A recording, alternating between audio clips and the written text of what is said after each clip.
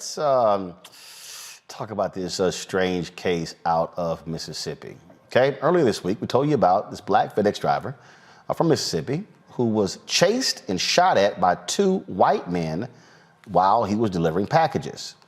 The father and son duo, Gregory and Brandon Case, they face aggravated assault and conspiracy charges. But DeMontario Gibson wants them to be charged with a hate crime. He joins us now with his lawyer, Carlos Moore from Mississippi. Glad to have both of you on the show. So, DeMontario, let me start here, all right? Walk us through what happened. When did this happen? Where were you? What time of the day? And how did this even occur? Okay, so it actually happened on January 24th, 2021, around approximately 7:30, somewhere around that time. 7:30 p.m. or a.m.? PM. It was pretty dark out. Got it. Yes, sir. So I was actually delivering a package to this address, 417 Junior Trail, but I put the wrong address in, and I put in 427 instead of 417. So as I'm delivering the package, I'm looking for 427, which obviously doesn't exist because it's the wrong address. So I proceed to leave the neighborhood. As I'm leaving, I noticed 417 on the mailbox to my left. I check my Leo, which is my work device, to confirm that the address was 417 instead of 427, which I did. After that, I turned around in a random yard. I proceeded back to the correct address. I hopped out my van, delivered the package, and hopped back in. Once I hopped back in my van, I noticed a white pickup truck approached me from a house on the same plot of land in the background, and they got extremely close to me. They started blowing their horn, and I thought I was just in their way because like the road was extremely thin, and I was just trying to get out their way. As I proceeded to leave the driveway, they tried to cut me off and trap me in the neighborhood, but my instincts kicked in and I swerved around them. As I swerved around them, I started driving down. I drive down. I'm hitting the gas. I'm trying to get out the neighborhood. I drive down about 2 or 3 houses. There's another guy standing in the middle of the street, pointing a gun in my vehicle just like this, motioning me to stop, saying like mouthing the word stop, as well as doing his hand like this. I shake my head no. I hide behind the steering wheel in hopes that he doesn't fire his weapon into my vehicle, and I swerve around him as well. Once I swerve around him, he starts actually firing shots into my vehicle. I heard about 4 or 5 shots, but we found more bullet holes than what I heard. As I'm approaching the end of the neighborhood, one of my managers actually called me, and she heard some of the shots going off. And I told her that I was being shot at. She was like, "They're shooting at you," and I was like, "Yes, ma'am." And she was like, "Okay, just hurry up, get back to the station as fast as you can." And I was like, "Okay." So as I'm leaving Brookhaven, as I'm leaving the city, like still panicking, still hitting the gas, I noticed the white pickup truck still behind me. They chased me all the way out the city, all the way into the highway. And after driving down the highway about 10, 15 minutes, I finally called my other manager and let him know what was going on. He said we would file a police report in the morning, which didn't sit right with me, so I just took it upon myself to call the police myself. Once I reached dispatch, I only got out about half of my story before they cut me off. He asked me, "Were you at this address?" I was like, "Yes, sir." He was like, "We just received a suspicious person call from this address." I said, "Sir, I'm not a suspicious person. I work for FedEx. I was just simply doing my job." After that, I was trying to finish my story, and he just told me to save it till the morning. Cause I informed him that me and my manager was coming. The next morning, he took my name down. He said he'd give it to the supervisor. He also informed that they were shooting at me. He told me they didn't tell him that, like, when they called, of course, their window. After I got the phone him, I made it back to the FedEx facility. The manager who actually heard some of the shots going on, we checked the van. There was bullet holes in the back of the van, inside the packages, like packages that was directly behind me. It was like, so I could have been shot in anything. We actually found the bullet fragment on the truck as well, and we took pictures of it. We also filed a report that night so it can go through FedEx security. The following morning, I had to go to the police station with a different manager. We filed a report. When I got to the police station, the police were not taking me serious at all. I dealt with 3 officers. The first officer I dealt with, he had to take my statement down. So as I'm telling him what's going on, he changed my story about 3 or 4 times. I would say to him, like, "This is what happened." And he'd be like, "So this is what you're saying happened?" "No, sir, this is what happened." We did that about 3 or 4 times before he finally got the statement right. After that, there was a second officer who was sitting there listening to me the whole conversation. He made a comment. He said, I'm going to play devil's advocate for a second and ask you if you did anything to make them think you were suspicious.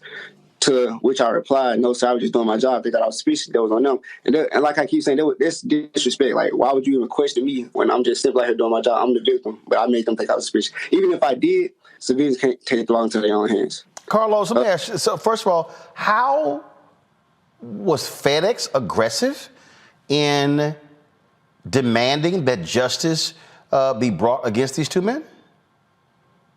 Not hardly. They were less than aggressive. Their response was less than optimal.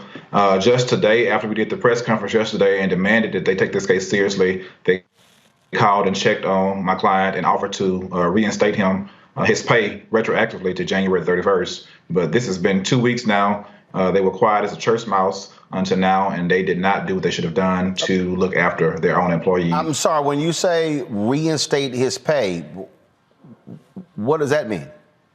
He's been sitting home unpaid. He almost came within an inch of losing his life, and FedEx had him at home since February the 1st, unpaid.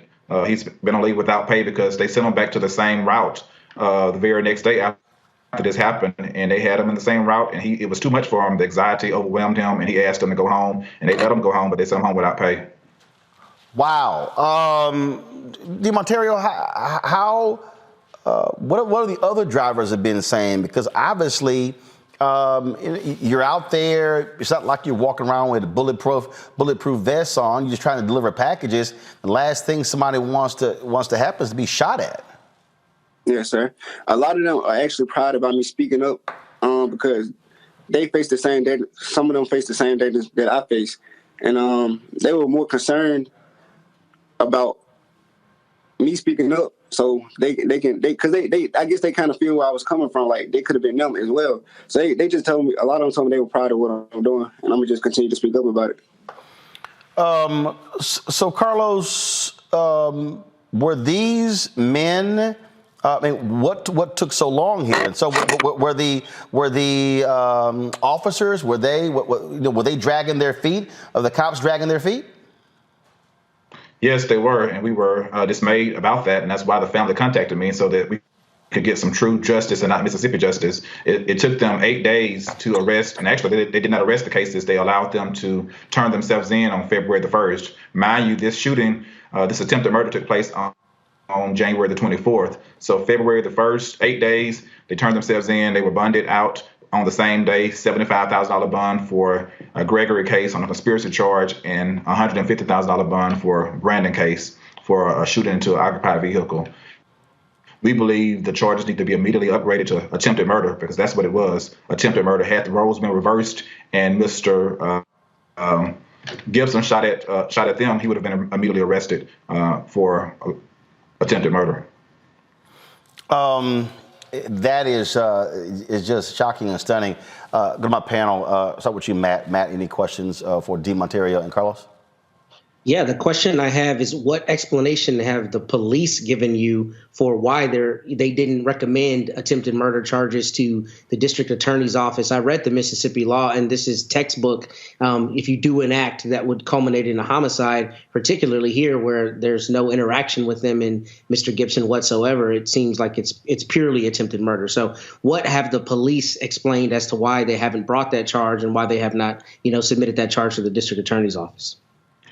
The police have given no explanation. We believe it's because the assistant chief of police, who's has the same last name as the assailant, his name is Chris Case, so he is a Case as well. We believe they are related, and we believe there has been some home cooking. The lead investigator, I'm told, is also related to the cases, and so we have asked the Mississippi Bureau of Investigation to take over the state case and present the case to the district attorney.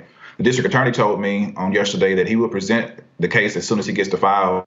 And the earliest he's going to present it to a grand jury will be April. And he's not going to recommend attempted murder. He's just going to give the facts to the grand jury, he said, and let them come back with whatever indictment they want to. Wait. The district attorney is not going to recommend. He's going to say, it's up to y'all? That's what he told me. Wow. I couldn't believe it.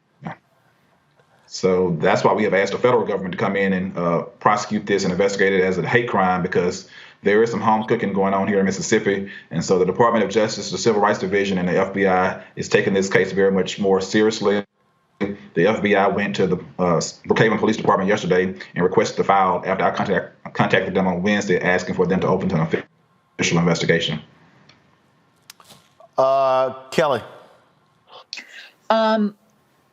You might have just answered this question, but just for clarification, Has there been any sign of retaliation either from the police department and or even FedEx? I understand that you just said that he's been home without pay for this long. Has there been other forms of retaliation? Because that to me sounds like retaliation as well. Yes, we believe that FedEx had this man going into a hostile work environment. Surely, if you come within an inch of losing your life, you know that route is a hostile work environment. To put him back on the very next day on the same route and have him performing that job for 2 days with no protection. I mean, he could have been killed by those folks that were still out loose, just out on the wild. That he could have been dead. And so we're considering a claim against FedEx for putting this man in a hostile work environment. And then to have him sitting at home without pay, with post-traumatic stress disorder, anxiety, it's just unbelievable. But now FedEx is now singing the right tune, but we had to make them sing that tune. Michael. Hey, thanks for coming on today, DeMontario and attorney. And I'm happy that you're safe, and 'cause this could have been a lot worse. The question I have, and the attorney may want to answer this. So in researching this case, I was looking at comments from Police Chief Kenny Collins of the Brookhaven, Mississippi Police Department. And he made statements on social media pushing back on people on social media who were making allegations that this was about racism, things like this in Brookhaven.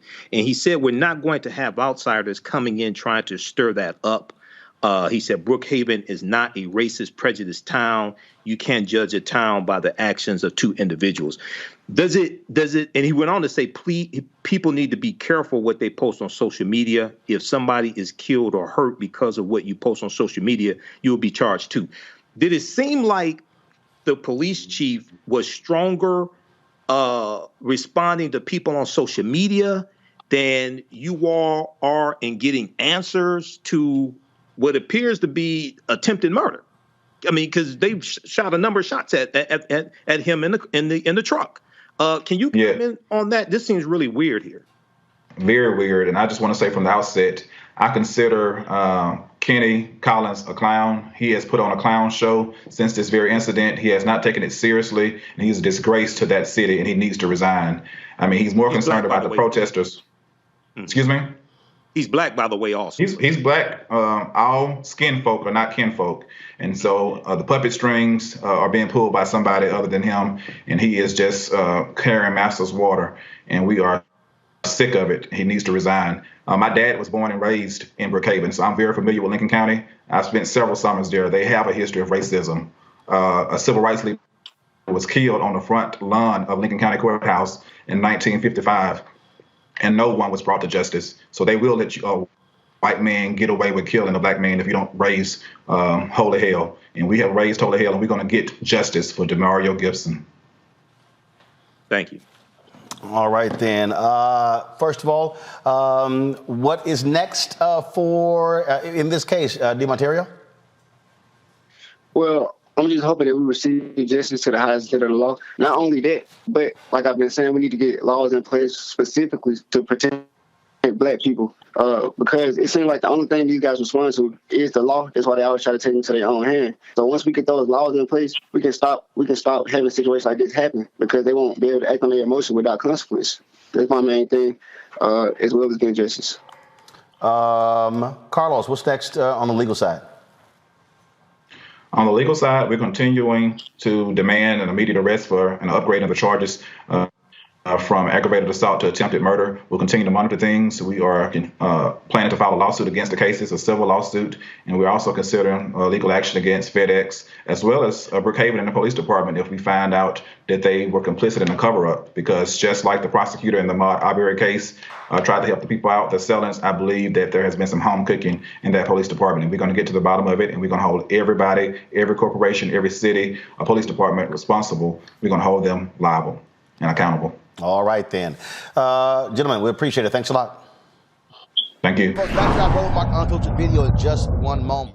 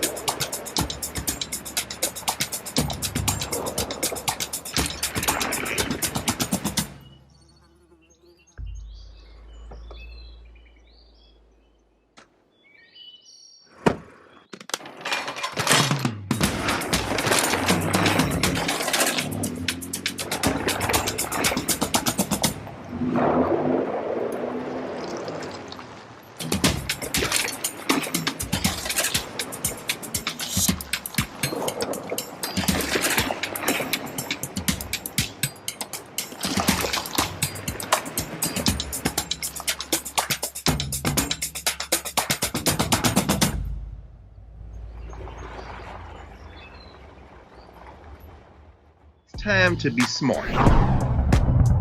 Roland Martin's doing this every day. Oh, no punching! Thank you, Roland Martin, for always giving voice to the issues. Look for Roland Martin in the whirlwind, to quote Marcus Garvey again. The video looks phenomenal, so I'm really excited to see it on my big screen. Support this man, Black Media. He makes sure that our stories are told. See, there's a difference between Black Star Network and Black-owned media and something like CNN. I got to defer to the brilliance of Dr. Carr and to the brilliance of the Black Star Network. I am rolling with Roland all the way. Honored to be on a show that you own. A black man owns the show. Folks, Black Star Network is here. I'm real revolutionary right now.